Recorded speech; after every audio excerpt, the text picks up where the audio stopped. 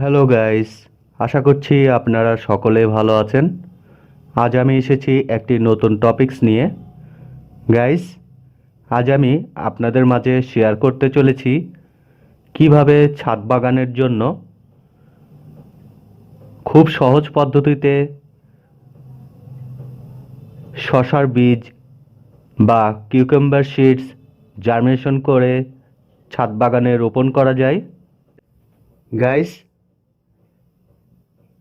সবেমাত্র শীতকাল চলে যাচ্ছে, তাই এখনই সময় এই শসার বীজ বা শসা রোপণ করার।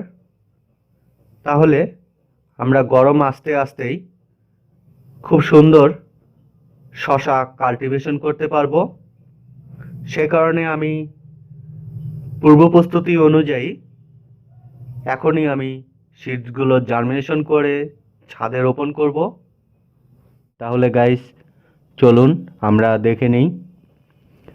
গাইস, আমি এখানে কয়েকটি কিউকাম্বার সিডস নিয়ে নিয়েছি।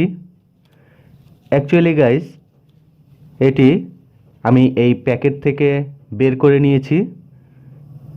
এটি হচ্ছে কৃষি সিডস, হাই কোয়ালিটি সিডস, শসা 12 মাসি,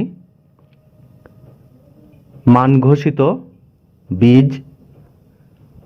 নিচে লেখা রয়েছে মধুমতি এবং এর এক্সপায়ার ডেট রয়েছে 2024।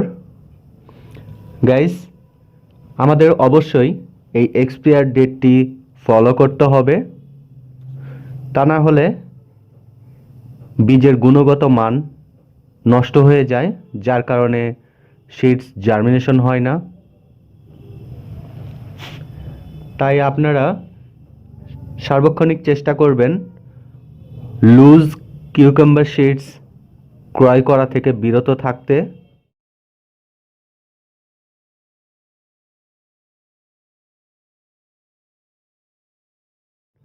গাইস, দেখুন সিডসগুলোর গুণগত মান আমার কাছে ভালোই মনে হচ্ছে। তাহলে চলুন আমরা দেখে নেই কিভাবে ইজি মেথডে কিউকাম্বার সিডস জার্মিনেশন করতে পারি। গাইস, এ সকল প্যাকেট সিডসে বিভিন্ন ধরনের কেমিক্যাল দিয়ে সংরক্ষণ করা হয়, আর সে কারণে আমি নর্মাল ওয়াটার নিয়ে নিয়েছি। এই নর্মাল ওয়াটার আমি সিডসগুলোতে দিচ্ছি, যার ফলে সিডসগুলো থেকে কেমিক্যাল ধুয়ে যাবে। এই সিডসগুলোকে আমি মূলত 10 মিনিটের জন্য ভিজিয়ে রাখব। ফিরে আসছি 10 মিনিটের। গাইস, আমি একটি স্বচ্ছ প্লাস্টিক কন্টেনার নিয়ে নিয়েছি। আপনারা যে কোনো পরিষ্কার কন্টেনার নিয়ে নিতে পারেন। এবং গাইস, একটি ট্রে নিয়ে নিয়েছি। এবারে গাইস, আমি এতেই জার্মিনেশন করব। কিভাবে জার্মিনেশন করি চলুন আমরা দেখে নিই। গাইস, সর্বপ্রথমে আমি এই প্লাস্টিক কন্টেনারের নিচের দিকে কয়েকটি ছিদ্র করে নিচ্ছি।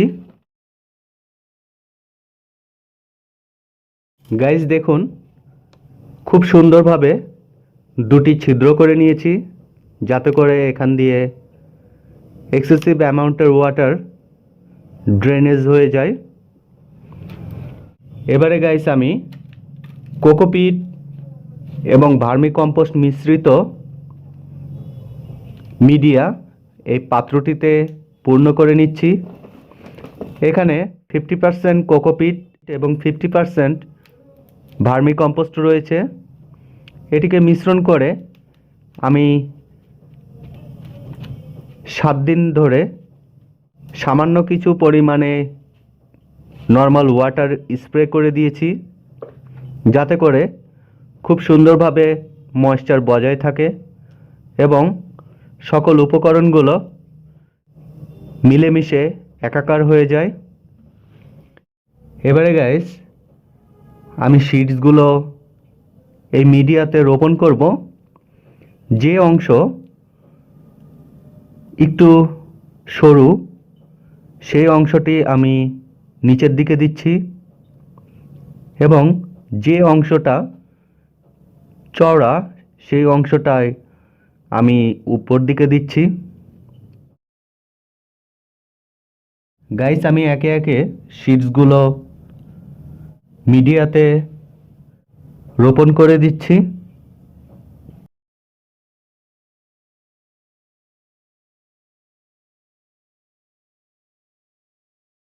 গাইস, এবারে আমি সামান্য কিছু পরিমাণে মিডিয়া দিয়ে সিডসগুলোকে ঢেকে দিচ্ছি। অতিরিক্ত গভীরতায় সিডস রোপণ করা যাবে না, অন্যথায় জার্মিনেশন হতে অনেক দেরি হয়ে যাবে। গাইস, যেহেতু মিডিয়াতে ময়েশ্চার রয়েছে তাই আমি সামান্য কিছু পরিমাণে নর্মাল ওয়াটার স্প্রিঙ্কেল মেথডে দিয়ে দিচ্ছি।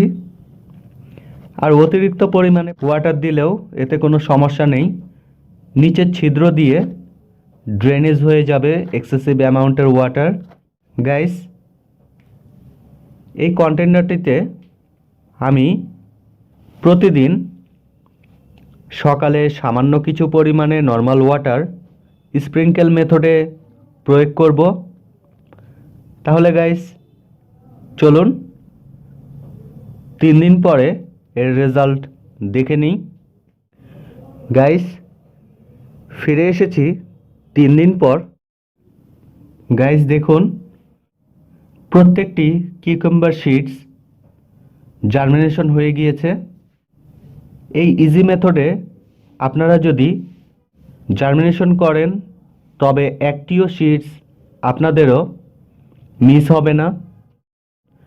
গাইস, আমি আপনাদের দেখার সুবিধার্থে বা বোঝার সুবিধার্থে একটি সিডস উঠিয়ে দেখাচ্ছি, আর বাকিগুলো আমি এভাবেই রেখে দিব, কারণ আমার ছাদ বাগানে রোপণ করে শশার চাষ করব এবং সেই ভিডিওতে আমি আপনাদের মাঝে শেয়ার করতে থাকব।